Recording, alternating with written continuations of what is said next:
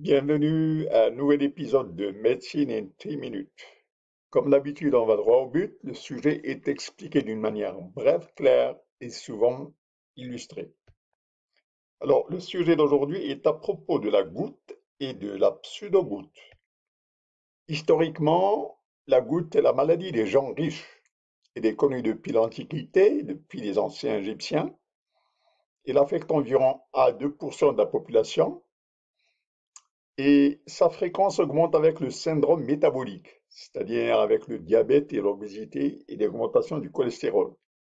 Elle augmente aussi avec l'allongement de l'espérance de vie et avec les changements de régime alimentaire. C'est une maladie qui affecte plutôt les gens d'un certain âge. Alors, qu'est-ce que c'est que la goutte? Eh bien, c'est une arthrite inflammatoire, donc une atteinte de l'articulation qui est caractérisé par un taux élevé d'acide urique dans le sang.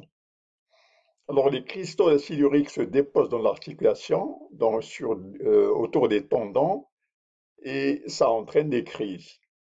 Et quand les crises de gouttes deviennent récurrentes, quand elles se répètent, eh bien, la douleur apparaît rapidement et devient maximale au bout de 12 heures environ. Il faut cependant souligner que le taux d'acide urique peut être normal en cours de crise. Alors, l'articulation devient rouge, sensible, chaude et enflée. Et l'articulation la plus touchée, c'est à la base du gros orteil. Donc, dans 50% des cas, c'est à la base du gros orteil. Il existe des facteurs précipitants tels que l'alcool et particulièrement les bières, les infections, la prise d'aspirine, la prise de diurétiques, surtout le plus commun parmi eux, c'est-à-dire le furosémial, et l'hypochlorothiazide. Il y a aussi des facteurs précipitants tels que les antituberculeux, tels que l'éthambutol et la pyrazinamide.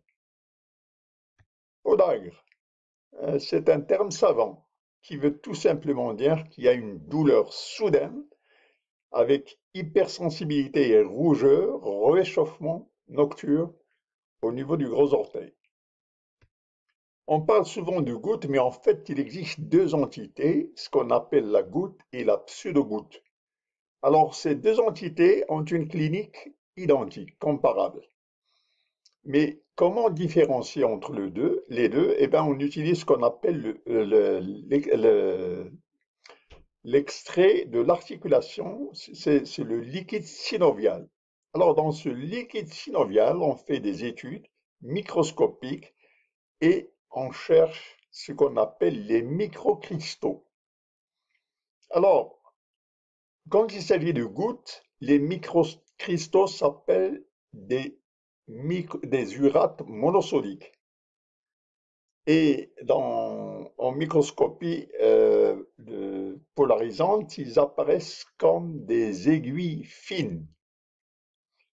Par contre, la pseudogoutte, elle est caractérisée par des cristaux qu'on appelle pyrophosphate de calcium. Alors, ces cristaux ne sont pas fins comme des aiguilles, mais ils sont plutôt rhomboïdes. On les appelle positivement biréfringents. Alors, goutte et pseudogoutte, pensez au gros orteil, l'articulation de la base du gros orteil. Pensez à extraire le liquide synovial dans l'articulation et quand on examine ce liquide dans un microscope polarisant spécial, eh bien, on a des microcristaux qui peuvent apparaître soit en aiguille, soit rhomboïdes, ce qu'on appelle rhomboïdes biréfringents, et ça, caractérise la pseudogoutte. Il faut savoir que si l'affection devient chronique, eh bien, elle peut toucher les reins et causer l'insuffisance rénale.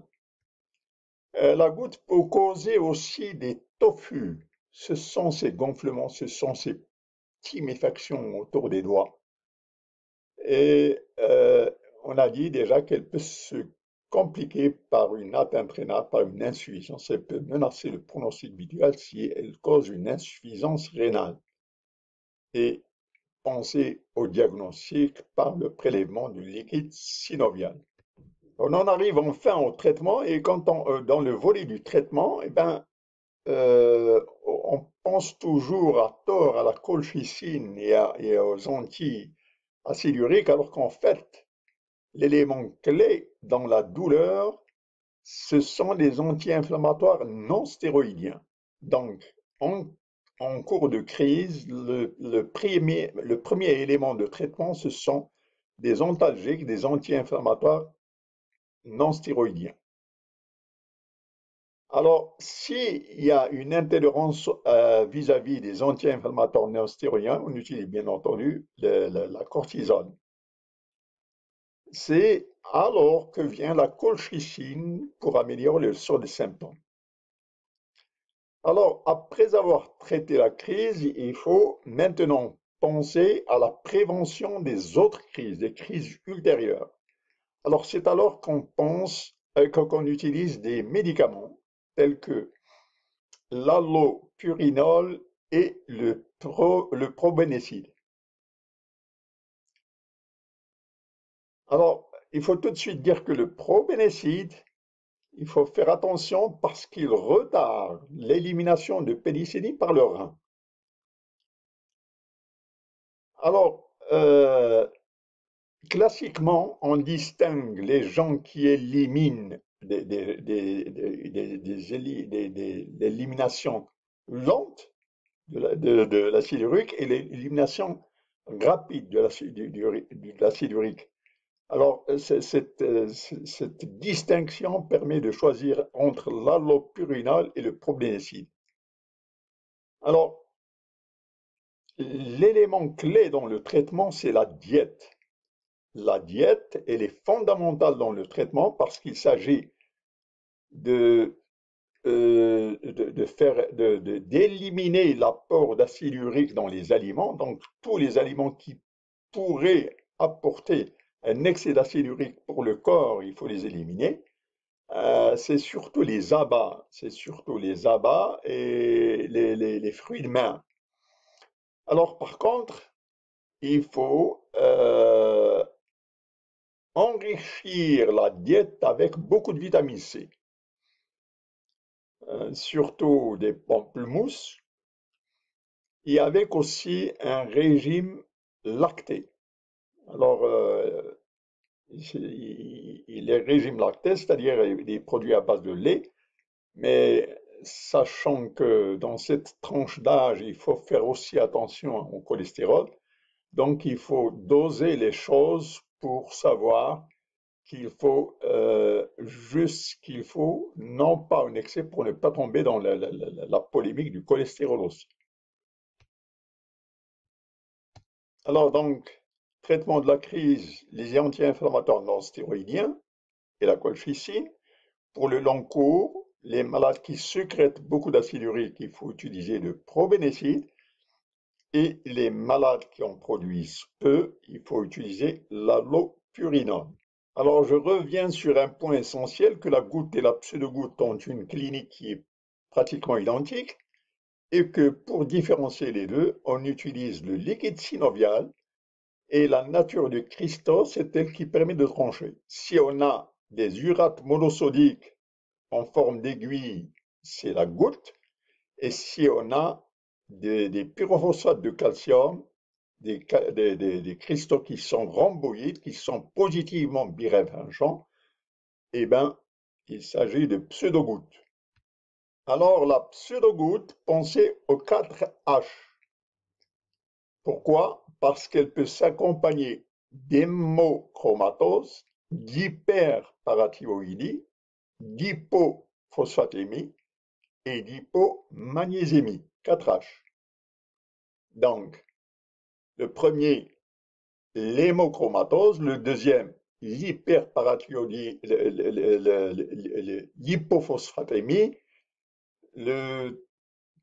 l'hypomagnésémie et pour l'hyperparathyroïdie, il y a pas de je n'ai pas désigné un signe ici pour la nommer. Alors, on en arrive au diagnostic différentiel. Donc, la goutte et la pseudo-goutte, c'est surtout de gros orteils. Donc, il faut savoir que la polyarthrite rhumatoïde, elle touche les petites articulations des mains et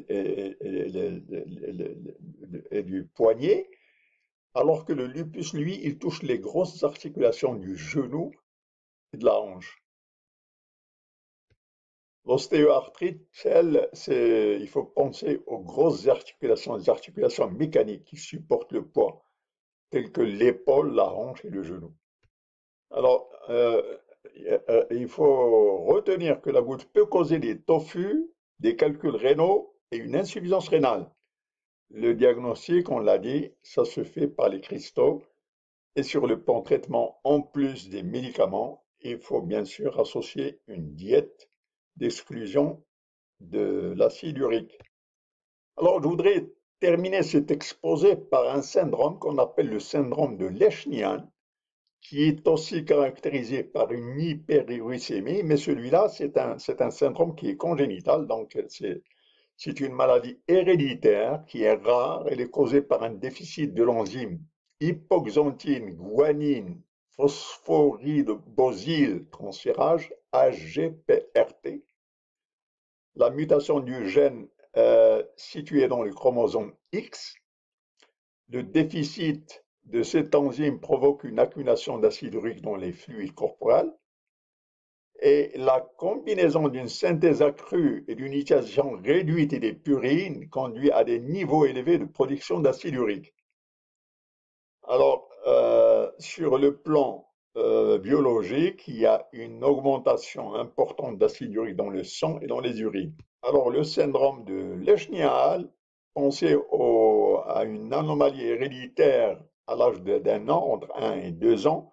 Ce sont surtout des signes neurologiques, une altération musculaire, un déficit intellectuel et des automutilations, des morsures de lèvres, des morsures de doigts et des grimaces. Mais surtout, pensez au syndrome de Leschnial lorsqu'on a des mouvements athétosiques, des mouvements qui ressemblent à la maladie de Huntington. Rappelez-vous cette danse particulière où les doigts les doigts subissent des rotations dans tous les sens.